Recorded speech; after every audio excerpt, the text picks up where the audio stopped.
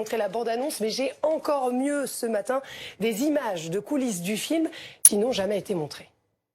Because of the nature of who Elton is, the storytelling allowed us to totally indulge in the fantasy and imagination. The story is surreal but real. It's a bold piece of filmmaking. This is more than just a biopic. This is exactly how an Elton John story should be told.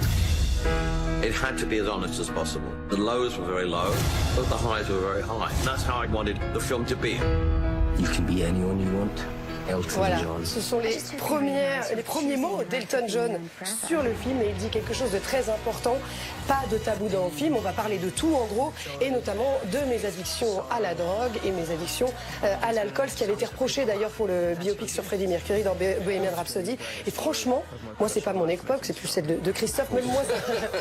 Bah, vas-y, continue. Ça me donne, c'est gratuit. C'est vraiment le plaisir de nous faire mal. Rocket Girl. Voilà. Ok, girl. Mais en plus, c'est le même réalisateur quand même. Bon, est-ce qu'il s'est apparemment il s'est beaucoup investi oui, sur le complètement. film. Alors on trouve c'est même assez culotté d'ailleurs de faire ça de son vivant. C'est son point de vue sur les événements de sa vie, les coproducteurs. Il a choisi l'acteur qui joue son rôle, Taron Egerton. Pardon ? Qui est cet acteur ?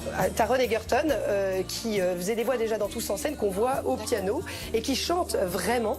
Alors, Elton John, parfois, on le voit un peu comme une star de la pop, un peu ringarde, avec ses vestes pailletées, ses lunettes un peu opaques. Mais Elton John, c'est 300 millions de disques vendus, c'est un génie de la musique, sans qui il n'y aurait pas de Freddie Mercury, justement, sans qui il n'y aurait pas de Lady Gaga, faut pas l'oublier. Voilà, c'est un génie. Bon, donc ça y est, le film est prêt, il est monté, Elton John sera à Cannes pour le présenter. Ouais, rendez-vous le 16 mai, il sera en tournée à ce moment-là, mais hop, un petit coup de jet privé, il sera sur le tapis rouge, ça sera annoncé d'ailleurs tout à l'heure à la conférence de presse de Cannes.